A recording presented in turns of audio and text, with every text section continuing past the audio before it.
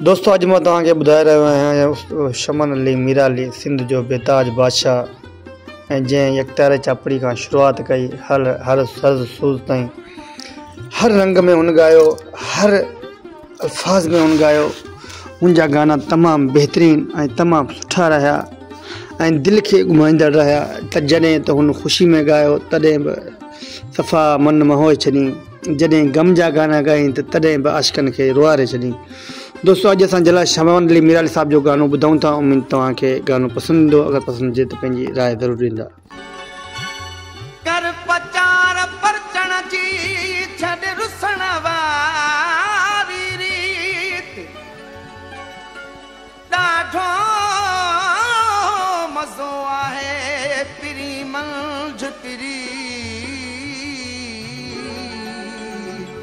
शमन अली मीराली साहब जा तमामु बेहतरीन गाना हुआ पुराना। हिन तमामु सुरसाज़ ऐं हिन तमामु घणा बेहतरीन गाना ॻाया। हिन इंडिया जे तमामु घणी कापी कई उन गाननि जे हुनजी रम्ज़ सां ऐं कंहिंखे महसूसु कोन थींदो त हे इंडिया जे गाने ते कापी करे थो या न, पर तमामु बेहतरीन जा कलाम हुआ।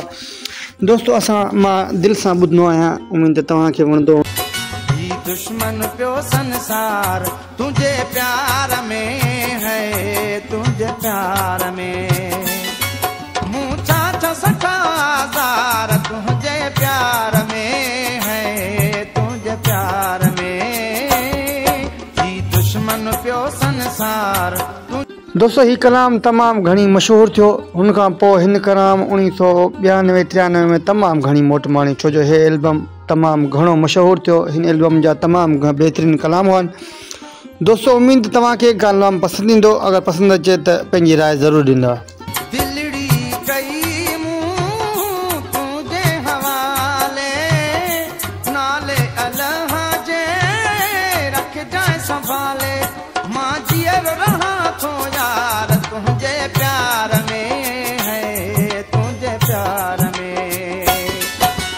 दोस्तों हिन कलाम जो शायर है मंजूर अहमद ऐं हिन तमामु घणो पुराणो शायर है। दोस्तों उम्मीद तव्हांखे कलाम पसंदि ईंदो, छो जो हिन में उस्ताद शमन अली मीराली साहब जा तमामु दर्द भरिया कलाम आहिनि, तमामु दर्द भरियो आवाज़ आहे ऐं उम्मीद तव्हांखे कलाम पसंदि ईंदो।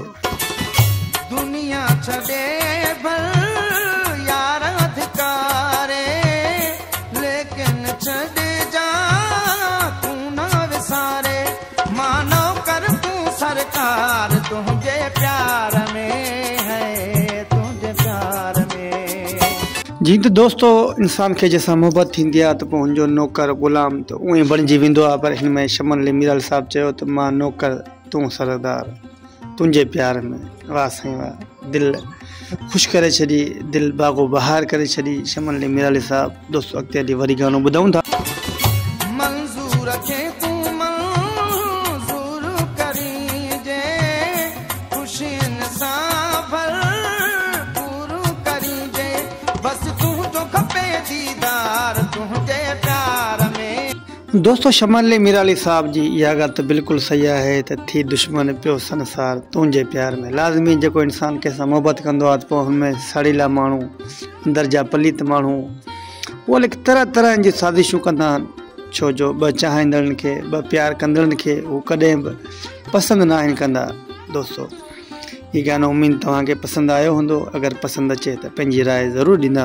दुश्मन पियो संसार तुझे प्यार में है, तुझे प्यार में ही दुश्मन पियो संसार तुझे प्यार में है, तुझे प्यार में।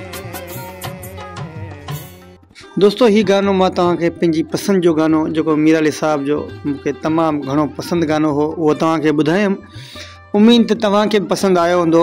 अगरि तव्हांखे पसंदि आयो हुजे त पंहिंजी कमेंट में राय ज़रूरु ॾिन ऐं अगरि तव्हांखे को गानो पसंदि आहे त हुनजा ॿोल लिखी मोकिलनि त इंशाअल्लाह उन ते बि वीडियो ठाहींदासीं। उम्मीद त दोस्तों तव्हांखे वीडियो सुठी लॻी हूंदी। अगरि सुठी लॻी हुजे त कमेंट में राय ज़रूरु ॾींदा। इंशाअल्लाह अगली वीडियो में मिलंदासीं। पंहिंजे दोस्त नेक मोहम्मद ऐं सिंधी म्यूज़िक स्टेशन खे इजाज़त ॾींदा त इंशाअल्लाह अॻी वीडियो में गॾु ज़िंदगी रही त।